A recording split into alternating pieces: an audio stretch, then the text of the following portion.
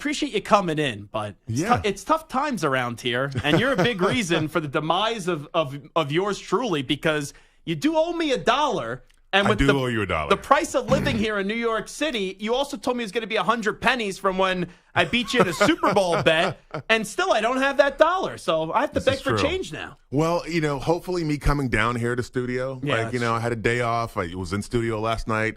We had a game on our network, some Conference USA action.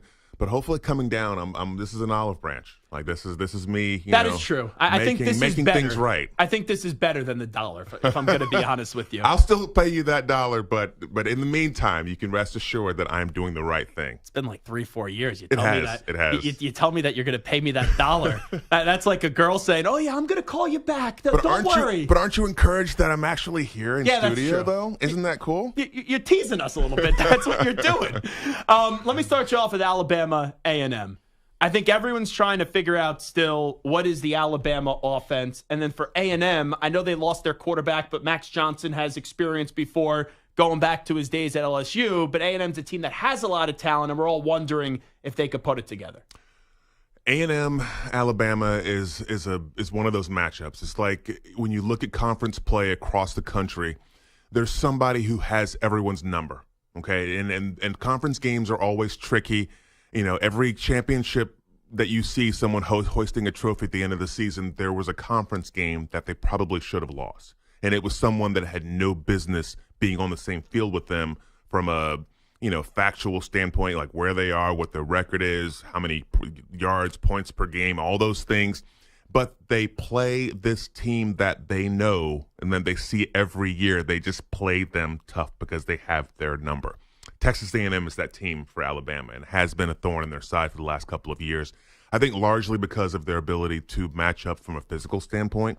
I think along the line of scrimmage, what you're seeing is, you're seeing Elko's defense. You're seeing dudes, that put their hand in the ground that have been pedigreed and taught and coached in a certain way that it takes a while to build that. When you have that going, then you see the fruits kind of coming even after someone's gone. You see Mike Elko's moved on to Duke, but, like I said, the remnants of the players that he developed and coached are still there. I think in the last couple of weeks, they have something like 28 or 30 tackles for a loss. I mean, something just stupid. So this defense has decided to come on. Max Johnson has been better than 60% all season long, and when he's had his chance, the last couple of games, he's played pretty well. Actually had a 300-yard game, actually had a couple touchdowns. So starting to look like he's the guy. And I think the rest of Texas A&M is starting to wake up finally. So last year in the SEC, right, LSU loses early in the season to Florida State. Everyone's clowning Brian Kelly with the family videos and all those things. Yeah. And everyone forgot about them. And the next thing you know, they're in the SEC championship game where they lose to Georgia. Is that happening now with A&M, where they had the early loss to Miami? Everyone's forgetting about them, and then they'll be in the SEC title game. Well, it very well could work out that way because going into this year, the SEC West was sort of an enigma. It was sort of wide open. Not with anyone stepping up and being that heir apparent person who's going to take control. I thought coming into the season that it would be LSU. The LSU really had my and still, I mean, they're at a point where, after having dropped one to Ole Miss, is going to be a little harder for them to do it. They'll probably beat each other up. But LSU was my team. But Texas A&M was another enigma that we just didn't know enough about because we didn't know how they would play or whether or not they would play complementary football. And I think that's what we're starting to see. The talent's always been there, but we're starting to see complementary football. Now we're seeing things kind of work out. I was in studio last night with Danny Cannell. He thinks that Bama's going down. He thinks that since he thinks that Texas A&M has their number and Bama's going to go down. I personally think that Bama's going to win out because I think that Bama knows what it is, and I think that Bama knows what it's not. So I never pick against Alabama, and I can't stand Jimbo Fisher. Yeah. I think he's one of the more overrated coaches in the country. Yeah. I kind of like A&M though this weekend. I do. It's definitely a game that will be interesting. It's one that I'm kind of waiting to see. We can prognosticate all we want, but even the expert's expert is going to be on bated breath, kind of waiting to see what's going to happen, because we really don't know. I mean, obviously we don't know what's going to happen on any game, but we really don't know this one. Looking at Alabama's offense, Roydell Williams, Jace McClellan, Jaden Milroe, they're tough along the line of scrimmage, and their defense has recommitted itself to being old Alabama defense. Like, I'm talking like the standard of old Georgia defense. Yeah. That's what we're talking about. I mean, Georgia's lost 28 players to the NFL draft in the last 2 seasons, but the fact that a guy like Jalen Carter is content to sit behind Jordan Davis because he trusts in the coaching and knows he's going to go first round, that's the type of development you're talking about. So I think Bama has kind of recommitted itself to being that team, because they know, take everything else away, we're still 5 stars. We're still talented. We can still kick your butt. We can line up physically and beat you. And so I think giving themselves the best chance to win is kind of their plan going forward, in lieu of developing, Simpson or Buckner or whoever else is there. Kevin Carter here with us from CBS Sports Network. Does a tremendous job as a college football analyst. You touched on LSU a little bit. I had high expectations for LSU as well. Yeah. They've been the most disappointing team to me in college football through the first few weeks. Their defense, and I think, I like what they're doing in the run game. I think Logan Diggs and Caleb Jackson and Josh Williams, having someone basically be the leading rusher not named Jaden Daniels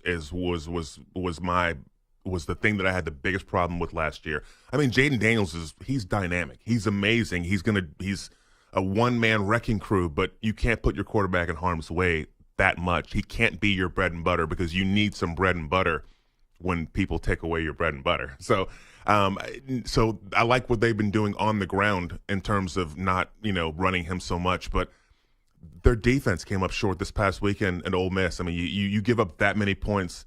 And I know Lane Kiffin can dial it up. I know he's an offensive genius. You're not going to win, though. But you're not going to win. You're playing Big 12 football, and that's just not, that's not going to work. So when we take a look at Kentucky, I love Mark Stoops. I think he's one of the more underrated coaches in the country. I think he's a top 10 coach in the country. Yep. And we know what he did to your alma mater last weekend. Jeez, I think that kid Davis is still running for another touchdown. How alive is Kentucky this week against a Georgia team that people are saying is vulnerable now?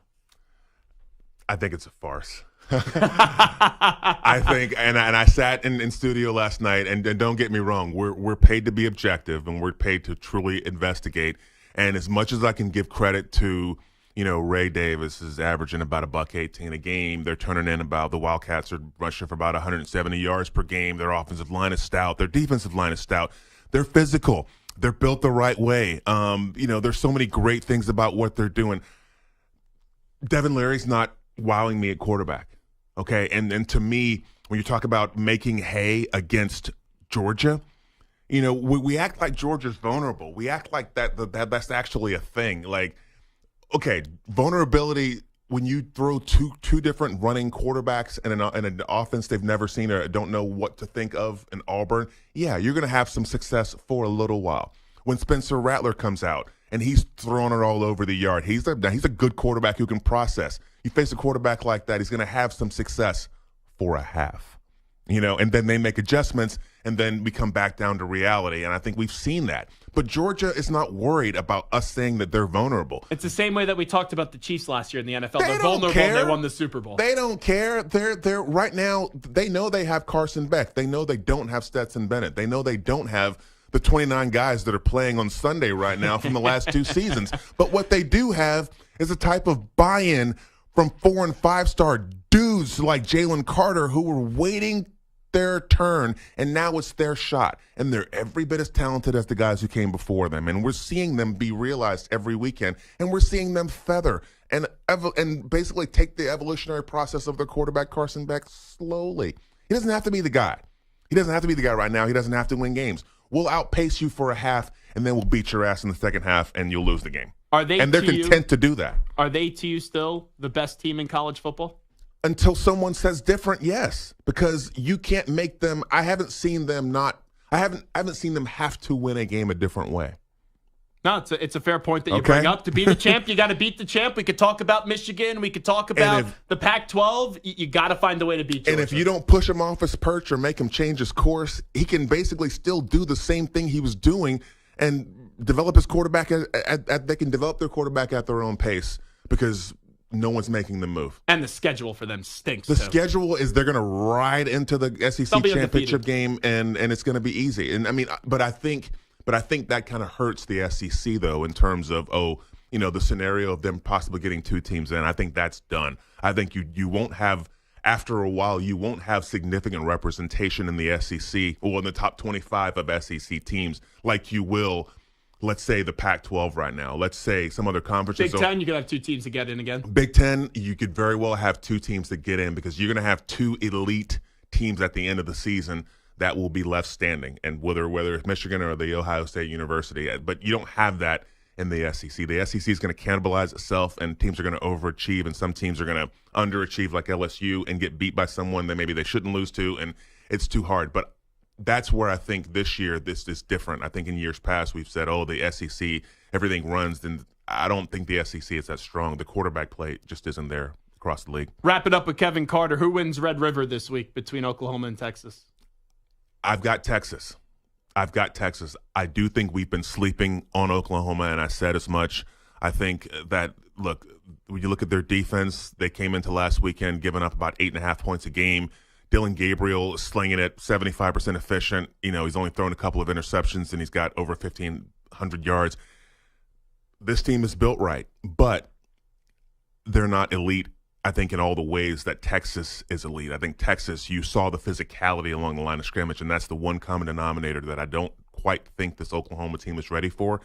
And I think, obviously, we'll get our answer this weekend, who's better, Oklahoma and Texas, and who's going to assume that leadership role. But right now it looks to be Quinn Ewers and the Longhorns. I got 30 seconds before we got to hit a break, though. Mm-hmm. On a scale of 1 to 10, where's your confidence with Billy Napier at Florida?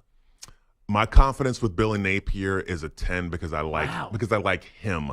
My confidence in the staff that he's assembled and to think and to be so naive to think that he will not have to replace staff and get more players. That is the open-ended part. But as far as person to person, man to man, I've spent time with Billy Napier. I really like who he is, and I really like the process and the way that he's working his plan, going about doing it. But that doesn't mean that it'll necessarily work in this day and age in college football, especially at a branded program like Florida.